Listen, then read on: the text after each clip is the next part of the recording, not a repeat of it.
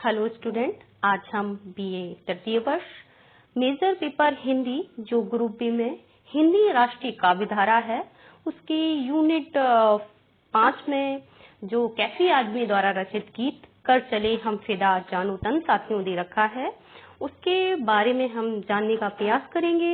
यह गीत जो है वो राष्ट्रीय भावना से ओतप्रोत है।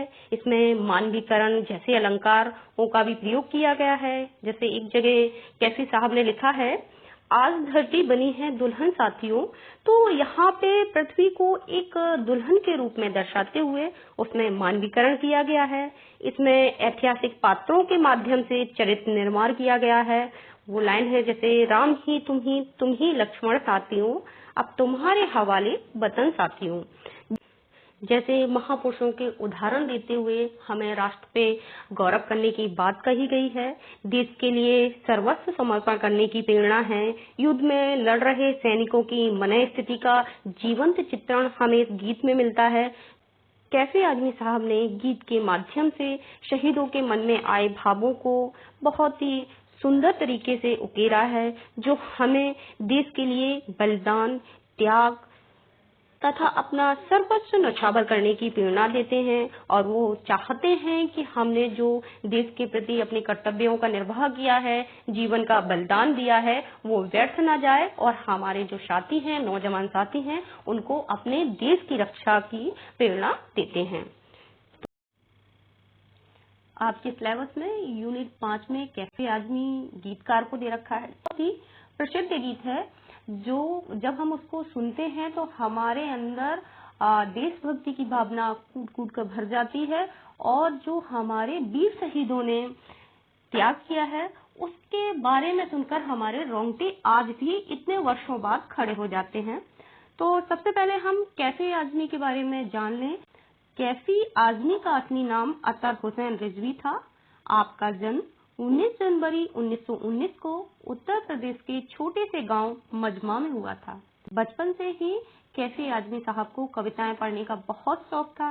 अपने भाइयों द्वारा प्रोत्साहित किए जाने पर कविताएं लिखना प्रारंभ किया और 11 वर्ष की उम्र में अपनी पहली गजल लिखी। कैफी आजमी ने फिल्मों के लिए सैकड़ों बेहतरीन गीत लिखे। आपके इस सराहनीय कार्य के लिए राष्ट्रीय पुरस्कार के अलावा कई बार फिल्म फेयर अवार्ड भी मिला।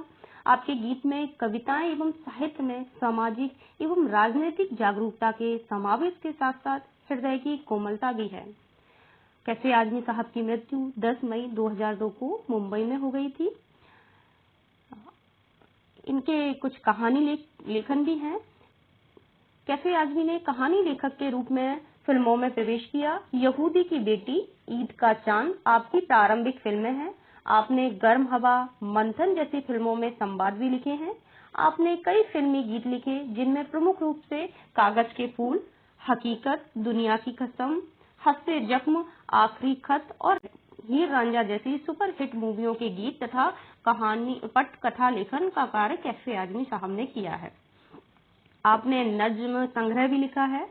कैफी आजमी साहब का आधुनिक उर्दू शायर में अपना एक खास स्थान है। आपकी गजलों एवं नज्मों के 4 संग्रह हैं।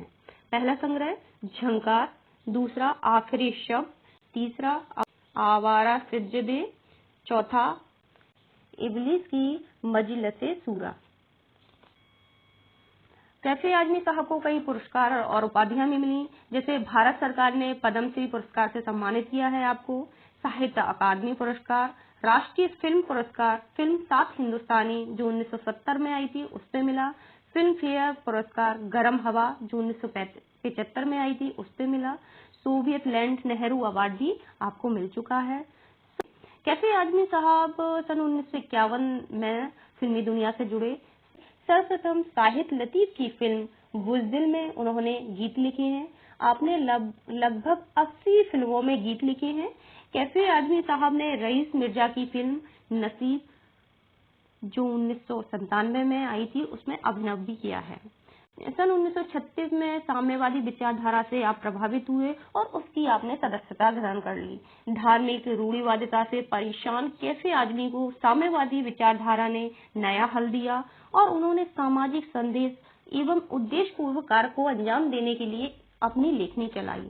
सन 1942 में भारत छोड़ो आंदोलन के दौरान आपने अपनी फारसी एवं उर्दू की पढ़ाई छोड़ दी। 1943 में भारतीय कम्युनिस्ट पार्टी के सदस्य के रूप में आप मुंबई में जाकर बस गए। वहीं आपने उर्दू पत्रिका मजदूर मोहल्ला का संपादन किया। यहीं पर आपने सन 1947 में आर्थिक रूप से संपन्न एवं साहित्यिक संस्कार वाली शौकत से विवाह किया। आपके 2 बच्चे शबाना और बाबा हुए। कैफे आजमी साहब ने प्रगतिशील लेखक संघ आंदोलन के साथ मिलकर काम किया और उसके सदस्य भी रहे। इसी दौरान आपने श्रमिक संघ आंदोलन के साथ मिलकर कार्य किए और विशेषाधिकार प्राप्त लोगों के लिए करने के भाव से आपने अपनी लेखनी भी चलाई। सादगीपूर्ण व्यक्तित्व वाले कैफे आजमी बेहद हंसमुख स्वभाव वाले व्यक्ति थे। सन 1975 में ब्रेन हेमरेज से लड़ते हुए आपने अपने जीवन को एक नया मोड़ दिया। बस दूसरों के लिए जीना, ये उन्होंने अपने जीवन का ध्येय वाक्य बना लिया। अपने गांव मिजवान में कैफे आजमी ने स्कूल, अस्पताल, पोस्ट ऑफिस और सड़क बनवाने में मदद की। यही कारण है कि कैफे आजमी साहब के इन सराहनीय प्रयासों, नेक नीयत के कारण उत्तर प्रदेश सरकार ने सुल्तानपुर से फूलपुर सड़क को कैफे मार्ग घोषित किया। इस तरह 10 मई 2002 को दुनिया का एक सितारा ईश्वर को प्राप्त हो गया। अब हम हमारे पाठ्यक्रम में सम्मिलित कैफी आजमी साहब का कर चले हम फिदा जो गाना है उसके बारे में समझने का प्रयास करेंगे। यह गीत उस दौर के समय का है जब हमारा भारत युद्ध, संघर्ष, सामाजिक, आर्थिक, राजनीतिक रूप से जूझ रहा था और वह एक ऐसा संक्रांति काल था जहां पर प्रत्येक व्यक्ति अपने देश के प्रति नतमस्तक था और लोगों में कहीं कहीं प्राण फूंकने का काम, जैसे कहते हैं, कवि या लेखक का ही होता है, क्योंकि साहित्य जो होता है वो समाज का दर्पण होता है और कवि या लेखक के ही जो होते हैं वह वीरों में, लेखकों में, वीरों में, वहाँ के लोगों में जागृति जगाने का काम करते हैं। तो इस गीत के माध्यम से कैफी आजमी साहब ने हमारे देश के जो वीर शहीद हुए हैं उनके बारे में बताया है कि उनकी जो कुर्बानियां हैं या उन्होंने देश हित में अपने संपूर्ण जीवन को न्यौछावर कर दिया, उसको बेकार नहीं जाना है। हमें हर हालत में अपने वीरों द्वारा दिए गए देश की रक्षा करनी है। तो देश प्रेम और देश के लिए अपना सर्व कुछ कर गुजरने का जज्बा हर नागरिक में हमें देखने को मिलता है। फिर भी हिंदी सिनेमा में इससे अछूता नहीं रहा। हर समय, हर परिस्थितियों में हमें फिल्मी साहित्य में, गीतों में देशभक्तिपूर्ण फिल्में तथा कविताएं देखते तथा सुनते आए हैं। आज भी कई देशभक्तिपूर्ण गाने ऐसे हैं जो लोकप्रिय हैं और उनको सुनकर हमारा मन रोम रोम अपने वीर शहीदों की कुर्बानी के लिए नतमस्तक हो जाता है और हमें याद दिलाता है जिस खुले गगन के नीचे हम सांस ले रहे हैं वो कई व्यक्ति, स्त्री, पुरुष, बच्चों के त्याग, बलिदान और मातृभूमि के प्रति समर्पण के कारण हमें मिली है। हमें इनका सम्मान करना चाहिए। इनकी ही वजह से हमें ये आजादी मिली है, उसे किसी भी हाल में हमें नहीं भूलना चाहिए। ऐसी ही अभिव्यक्ति हम कैफे आजमी के गीत कर चले हम फिदा में मिलती है कि किस प्रकार से अमर शहीदों ने अपने प्राणों का बलिदान किया, वो भी निस्वार्थ भावना से। आज भी जब इन गीतों को सुनते हैं तो मन में वीरों के प्रति मार्मिक हृदय विदारक अनुभूति पैदा हो जाती है और उनके सम्मान में सर नतमस्तक हो जाता है।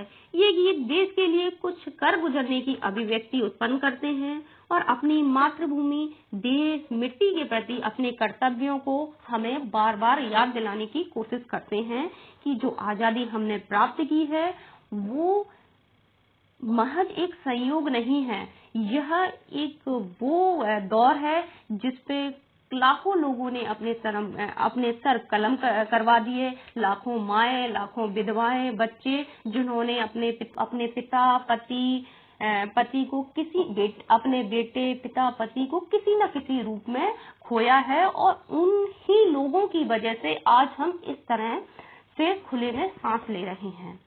सन 1964 में आई हकीकत फिल्म को लोगों ने खूब पसंद किया। इसका देशभक्ति से लबरेज गीत कर चले हम फिदा आज भी काफी लोकप्रिय है। इस गीत के बोल मशहूर गीतकार कैफी आजमी जी ने लिखे और इसको गाया था मोहम्मद रफी ने।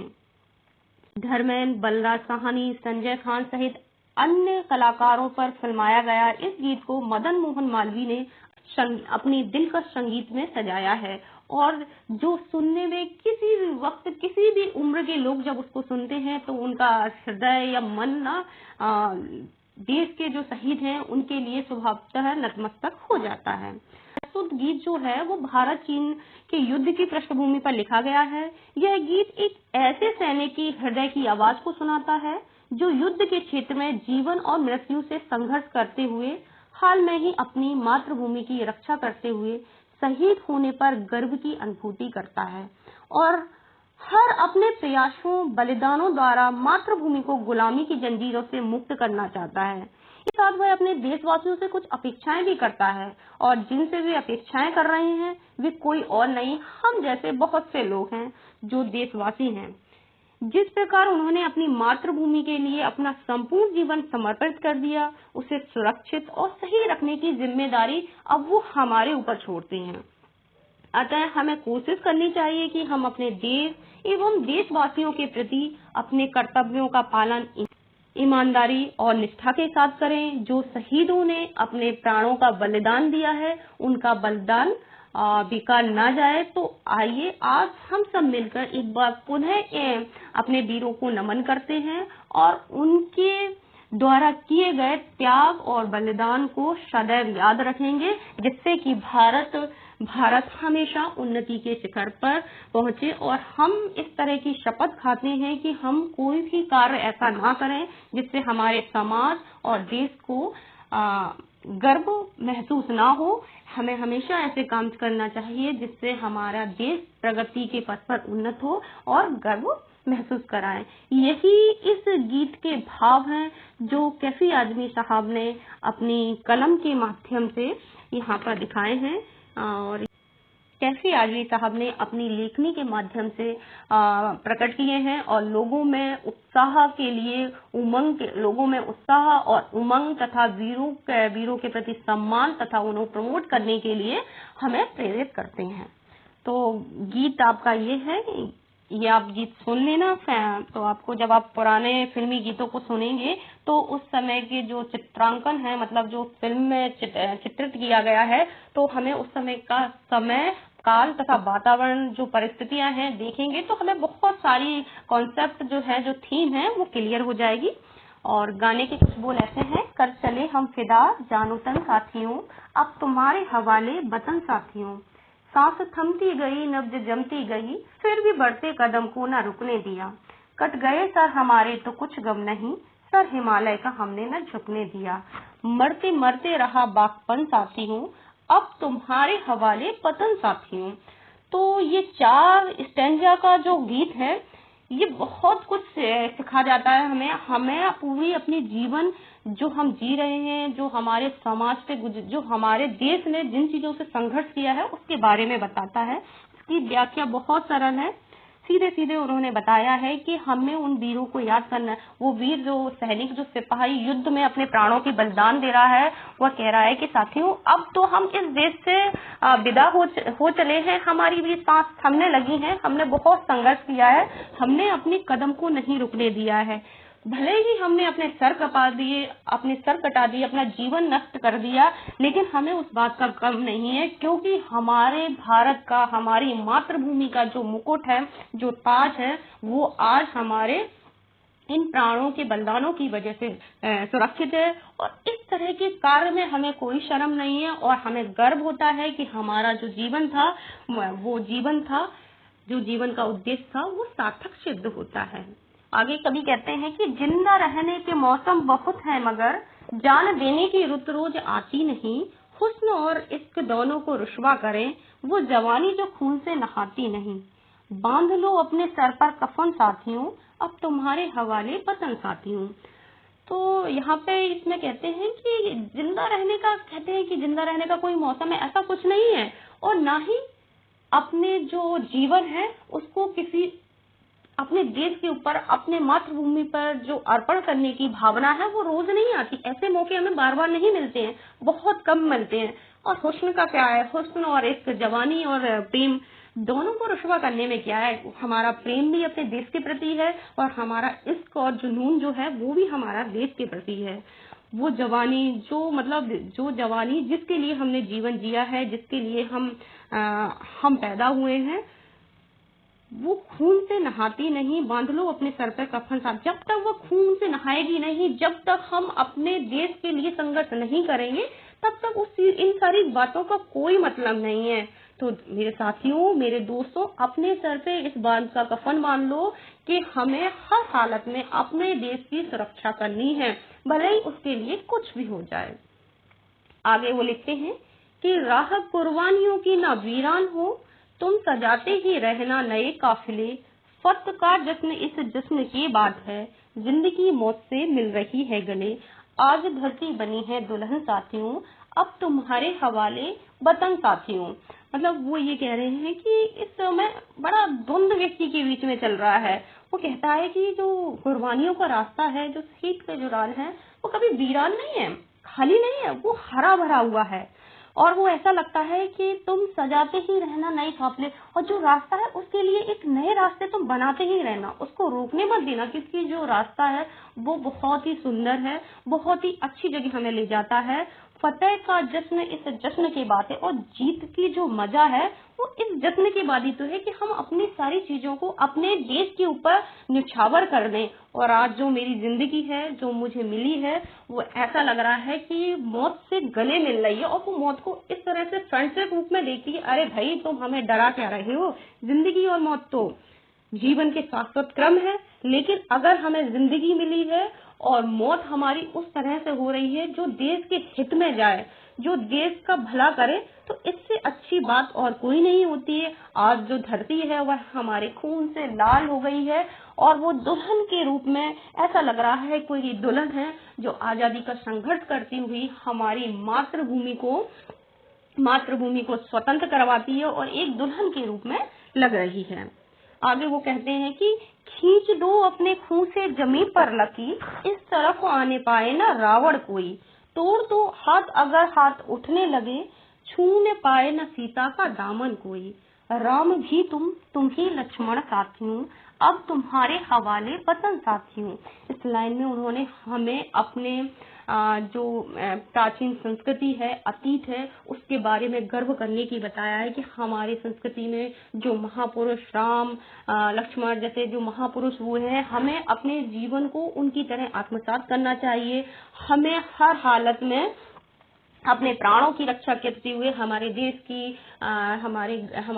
की जो बहुएं बेटियां हैं उनकी रक्षा करनी चाहिए। अगर कोई भी व्यक्ति उनके ऊपर बुरी नजर से दृष्टि डालता है तो हमें उनके हाथ को काटने में या तोड़ने में कोई संकोच नहीं होना चाहिए, क्योंकि वो हमारे देश के गौरव हैं, वो हमारे देश की सीता हैं। और जिस सीता का दामन रावण जैसे दुष्ट व्यक्ति ने पकड़ा, तो उसका क्या हाल हुआ, मतलब उसका क्या हाल राम ने किया, ये हमें जान लेना चाहिए। तो हमें हर हालत में अपने देशवासियों की सुरक्षा करना चाहिए।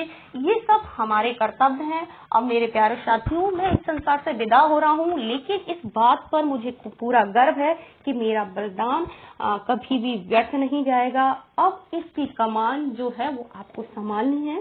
तो इस प्रकार से मोटा मोटा मैंने इसमें आपको व्याख्या कराई है। आप इनको समझना और थोड़ा गौर से सोचना। समय का अभाव होने के कारण इस तरह से मैंने बताई है, आप इनको समझना, क्योंकि जिस समय आप इस गीत को पढ़कर सोच सकते हैं, सुन सकते हैं, जब भी मेरे साथ तो अक्सर ऐसा होता है कि 15 अगस्त या 26 जनवरी पे या आपको पढ़ाने से पहले मैंने इस गीत को सुना, तो वास्तव में मेरा हृदय, मतलब मेरा मन बहुत एक्सप्लेन नहीं कर सकती, इस तरह से हो गया। तो आप इन जो हमारे शहीद हैं इनके महत्व को बारे में सुनिए। आज हम जहाँ सांस ले रहे हैं वो बहुत ही सुखद समय है, लेकिन जब ये व्यक्ति संघर्ष कर रहे थे और जिस दौर से गुजर रहे थे, इनके मन में क्या मन स्थितियां चल रही थी, वो सारी भावनाएं गीतकार कैसे आजमी साहब ने इसमें डाली हैं। जो इस गीत के बोल हैं वो हमारे जीवन में जान डाल देते हैं, और एक शहीद व्यक्ति की जो इस संसार में नहीं है, जिसकी बदौलत आज हम यहाँ स्वतंत्र हैं, उसकी भावनाओं को यहाँ दिखाया गया है। तो बस हमारी यही प्रार्थना है कि हमारे द्वारा कोई भी ऐसा कार्य ना हो जिसके द्वारा हमारे समाज, हमारे देश को सर झुकाने की बात हो। हमेशा हमें इस बात का प्रयास करना चाहिए कि हमारे द्वारा हमेशा ऐसे कार्य हो कि हमारे देश को हमारे ऊपर गर्व हो। इसके साथ जी धन्यवाद। आशा है आपको ये समझ में आया होगा।